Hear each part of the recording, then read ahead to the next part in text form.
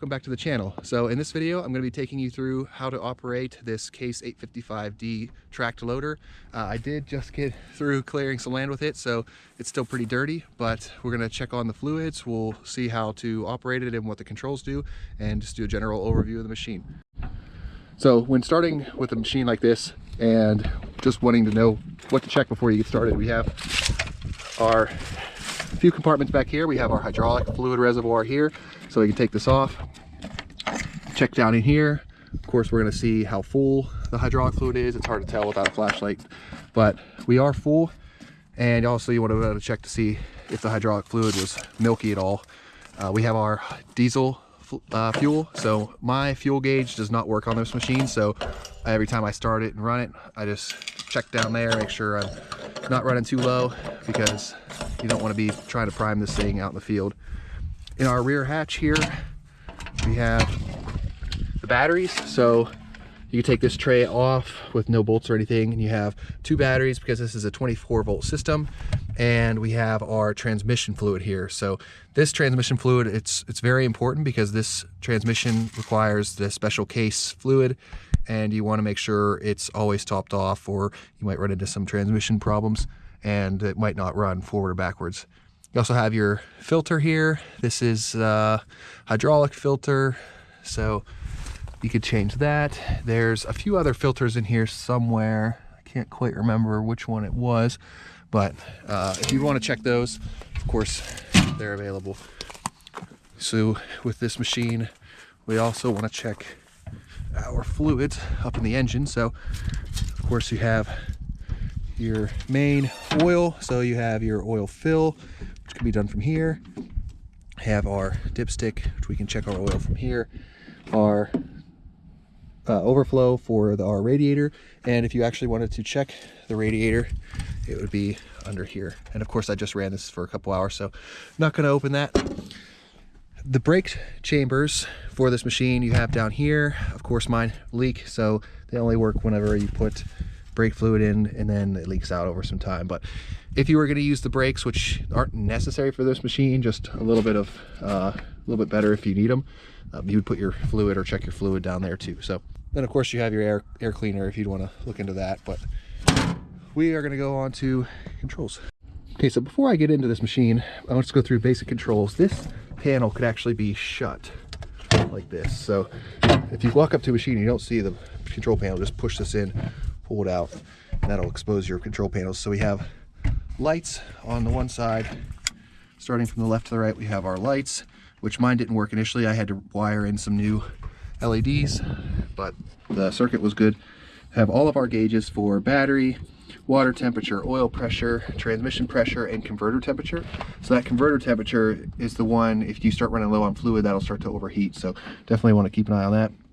You have ether start, which I've never actually used on this machine, your hour meter, your engine run, there's a horn button, which I've never had work, and your hand throttle. So throttle can be controlled here on your hand or on your foot down here. You have overall brakes, right brake, left brake, and then your high-low speed. So if you wanted to shift into like a low speed versus a high speed on the transmission, you would just keep this up or down, but I've never used the high speed on this machine. Low speed is plenty fast enough. Seat adjustment, forward, reverse, low and high if they were locked in. We have low, high left track, low, high right track, and then backwards and forwards on the transmission. So it's a safety thing. Lift this up. This is your start button down here in the front. So this is your engine start. There's no key with this machine. And if you're sitting in the machine here, we have our hand controls. So we have bucket controls, and this is a clamshell bucket on this machine, so I have the second lever. This machine also came with options for a backhoe and a winch, but I'm not really sure exactly how those hydraulics would be set up since mine never had them. So the only other thing we have is your main kill switch for the battery, which is down here. It'll be this switch. So to get started, we're going to go through a full operating procedure here, so I'll get you set up and we'll check that out. Okay, so to operate this machine, step one, just to turn your master shutoff switch on. So that gets you batteries. And then all we're going to do is turn the engine switch all the way to the right. So that's engine run. And then of course, down here, right below you, again, we have this button here. And if you have the tracks engaged in high or low, you can't start the machine, just a safety feature. So we put these in neutral and we start the machine.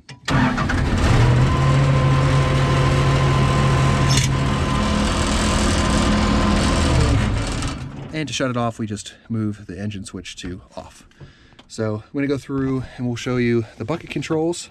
So we have bucket control. So this would be up and down on the arms. Left and right are going to be the curl of the bucket. So you have curl out to dump, curl up to scoop. And then we have our clamshell controls. So out to lift the clamshell and back to close the clamshell. And again, on our stick controls between your legs here, you have high for both tracks, low for both tracks, or you can do them individually. So that's how you deal with turning this machine 99% of the time. And you have forward and reverse on the rear stick here. So easy accelerator here, or you can hand throttle up, and that will actually hold the throttle in place so you don't have to have your foot on it all the time. It's convenient for if you're doing a long run.